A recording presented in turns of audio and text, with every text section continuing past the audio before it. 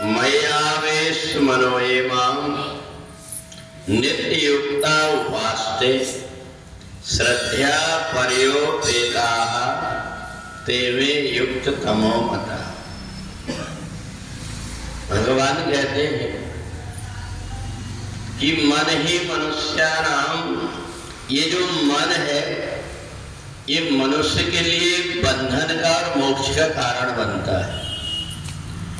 और ये मन हमारे वश में नहीं रहता, इसलिए मय्यावेश मनो ये मां।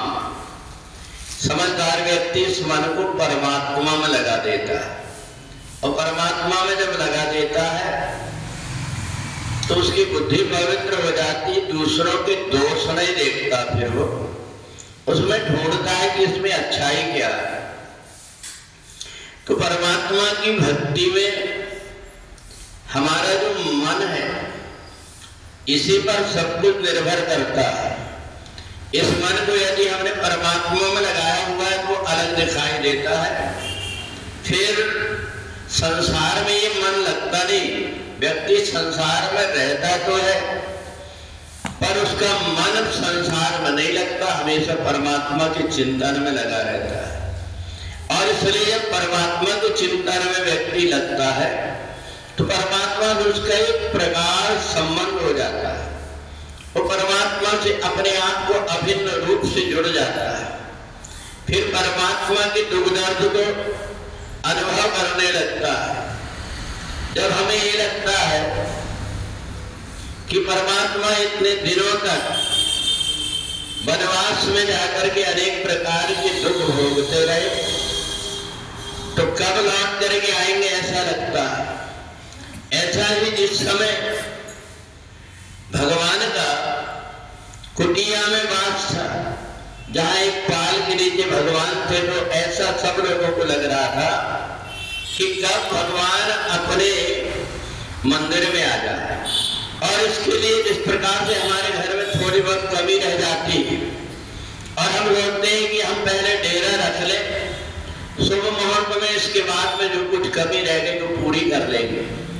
तो इसलिए अभी तक के हम अकेले उस कमी को पूरी कर रहे थे। जब परमात्मा भी आकर के वहां विराजमान होंगे तो उनकी भी कृपा दृष्टि से वो काम और जल्दी पूरा हो जाएगा। तो इसलिए समझदार व्यक्ति ये सोचता है कि किसी भी प्रकार से परमात्मा को कष्ट ना हो। जैसे परमात्मा हमको देखते हैं कि हमें कोई कष्ट ना हो, ऐसे ही जो परमात्मा के लिए सोचने लगता है, यही इसी को भक्ति में योग कहते हैं।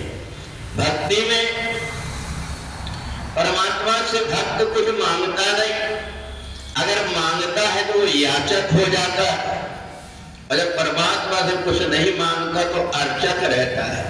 वो परमात्मा की अर्चना करता है, वो ये सोचता है कि आपने जो कुछ दिया है ये कम नहीं, और जो कुछ जीवन में कमी है तो ये कमी उसके जीवन में नहीं रहती।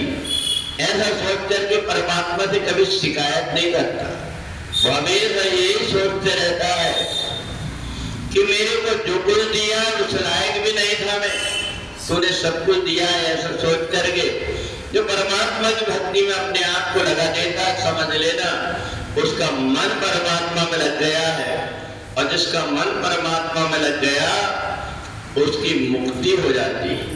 तो इसलिए भक्ति के रास्ते में बहुत सारे उपाय हैं। ज्ञान के द्वारा, योग के द्वारा परमात्मा की आराधना कर सकता है व्यक्ति, पर ज्ञान के द्वारा, यज्ञ के द्वारा जब आराधना करता है बड़े संभल करके चलना पड़ता है। जरा सी गलती हो गई तो उसका दुष्परिणाम होता है। और ज्ञानी व्यक्ति के पास परमात्मा नहीं आते, अपने पुरुषार्थ की, अपनी तपस्या की, अपने कर्म की सीढ़ी बना करके उसको परमात्मा तक पहुंचना पड़ता है। पर भक्ति मार्ग बहुत सहज है और सरल है, भक्त को कहीं जाना नहीं पड़ता।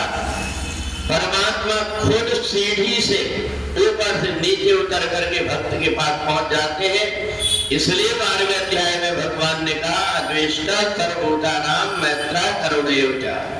तुम केवल इतना करो, संसार में आकर के दूसरों को बुरा कहना छोड़ दो, तुम अपने काम में लग करके अच्छे कर्म करते रहो, धीरे धीरे करके परमात्मा की भक्ति करके अपने आप ही तेषाम अहम समुद्धरता मृत्यु संसार सागरा। भगवान तो खुद कहते हैं कि मैं भवसागर से अपने आप उद्धार कर दूंगा, बस तेरे को मेरा चिंतन की और भक्ति करने की आवश्यकता है। तो भक्ति योग में सब योग से श्रेष्ठ कहा गया है और उसी व्यक्ति को योगी कहा गया है जिसके हृदय में परमात्मा की भक्ति अविरल रूप से स्थापित हो जाती है और वह हमेशा उठते बैठते चलते फिरते परमात्मा के नाम का जाप करता है। बोले वृंदावन बिहारी लाल।